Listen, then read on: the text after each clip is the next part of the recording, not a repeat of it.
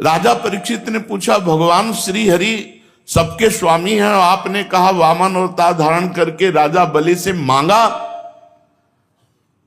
प्रभु मुझे यह बात समझ में नहीं आ रही कि त्रिभुवन के स्वामी होकर उन्होंने मांगना क्या था? उन्हीं की संपत्ति थी, मांगना क्या था? अच्छा चलो मांग लिया, फिर बलि को बांध क्यों दिया? मेरे हृदय में बात जम नहीं रही कि भगवान को पहली बात तो मांगना नहीं, और मांग लिया, उन्हीं की संपत्ति थी, फिर बांधा क्यों? उसने तो सब दे दिया, फिर बलि को बांधा क्यों? मेरा बड़ा कौतूहल हो रहा है हृदय में कि भगवान के द्वारा निरपराध को बंधन में डालना, ये दोनों संभव कैसे हुआ, ये हम जानना चाहते हैं। श्री सुखदेव जी ने कहा, परीक्षित, जब इंद्र ने बलि को पराजित करके उनकी संपत्ति छीन ली और प्राण भी ले लिए, एक तरह से बलि को, तो भृगुनंदन शुक्राचार्य जी ने बलि के शरीर को एकांत में ले जाकर मत संजीवनी विद्या से जीवित और स्वस्थ और तेजस्वी कर दिया। इस पर शुक्राचार्य जी के शिष्य महात्मा बलि ने अपना सर्वस्व उनके चरणों में चढ़ा दिया। तन मन से गुरु जी की सेवा, गुरु के आश्रित परीक्षित, जो अपने गुरु के आश्रित और गुरु की सेवा परायण है, वो पूरे विश्व पर विजय प्राप्त कर सकता है। बड़ी महिमा है गुरु सेवा की। देखो, गुरु सेवा के प्रताप से ही संदीपिनी जी जगत गुरु भगवान श्री कृष्ण के गुरु बने, अपने गुरुदेव की सेवा के प्रताप से। बलि जी समझ गए कि हमारे गुरुदेव का कृपा प्रसाद, देवराज इंद्र का पद अवश्य वापस आ जाएगा। शुक्राचार्य जी बहुत प्रसन्न हुए देख करके पूर्ण समर्पण बलि का। गुरु क्या देखते हैं? पूर्ण समर्पण। मन, बुद्धि, चित्त, अहंकार, ये आज्ञा पे चले गुरु के, बस इतना ही गुरुदेव चाहते हैं। ये रुपया, पैसा, भोग सामग्री, वस्तुएं, इसका महत्व अगर गुरुजनों की चित्त में है तो उन्होंने अभी तक प्राप्त क्या किया? इससे थोड़ी खुश होते हैं कि नहीं, आप आज्ञा उल्लंघन करो, खूब हलवा पूड़ी खवाओ तो प्रसन्न थोड़ी होंगे। आज्ञा का पालन कर रहे हो, इसी से खुश हो जाते हैं। बलि का महाभिषेक विधि से अभिषेक कराकर विश्वजित नामक यज्ञ करवाया शुक्राचार्य जी ने। जब यज्ञ की विधि से हविष्यों के द्वारा अग्नि देवता की पूजा की गई तो यज्ञ कुंड में सोने की चद्दर से मढ़ा हुआ एक सुंदर रथ निकला।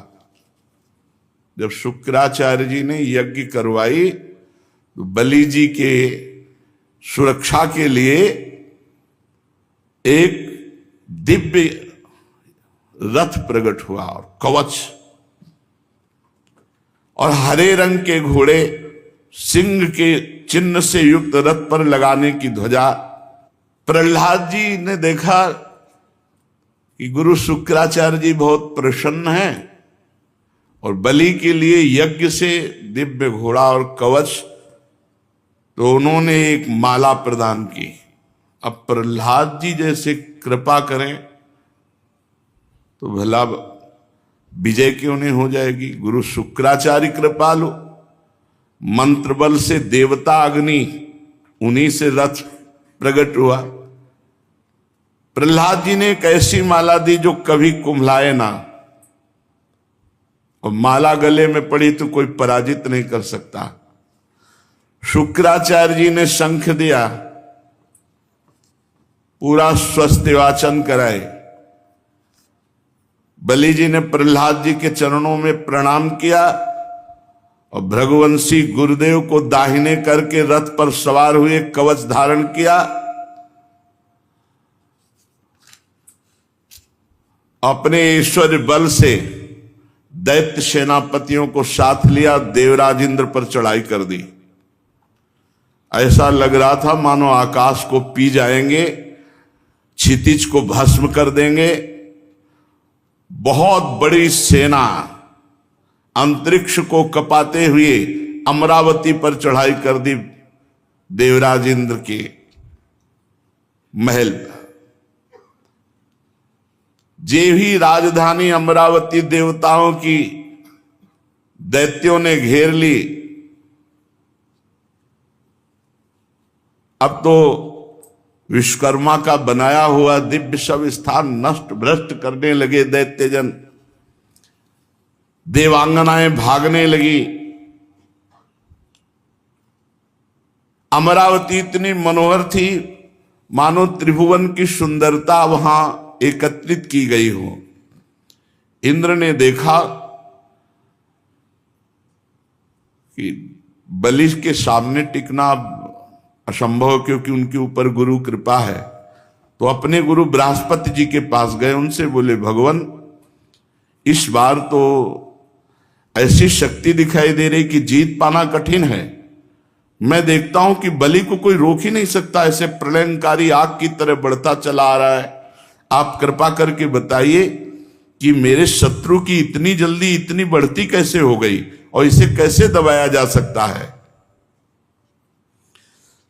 देवगुरु बृहस्पति ने कहा इंद्र, मैं तुम्हारे शत्रु बलि की उन्नति का कारण जानता हूं। उसने अपने गुरुदेव को रिझा लिया है।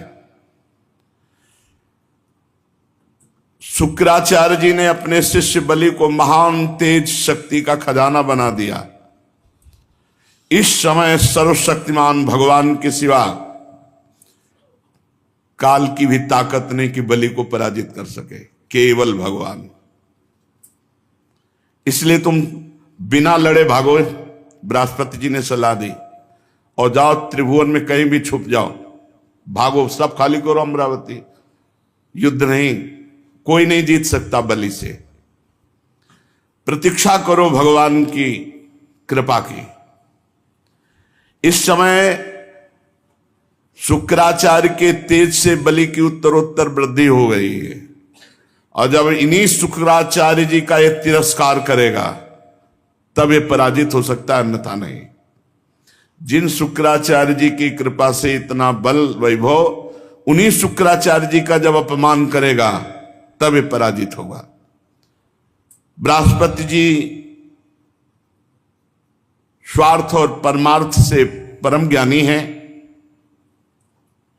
उनकी सलाह मानकर समस्त देवता अंतर्ध्यान हो गए। पूरा स्वर्ग खाली। विरोचन नंदन बलि ने देखा कि अमरावतीपुरी में कोई लड़ने वाला ही नहीं। तब उन्होंने भृगुवंशियों से अनुगत 100 अश्वमेध यज्ञ किए, क्योंकि इंद्र पद का अधिकारी वही जो 100 अश्वमेध यज्ञ कर ले।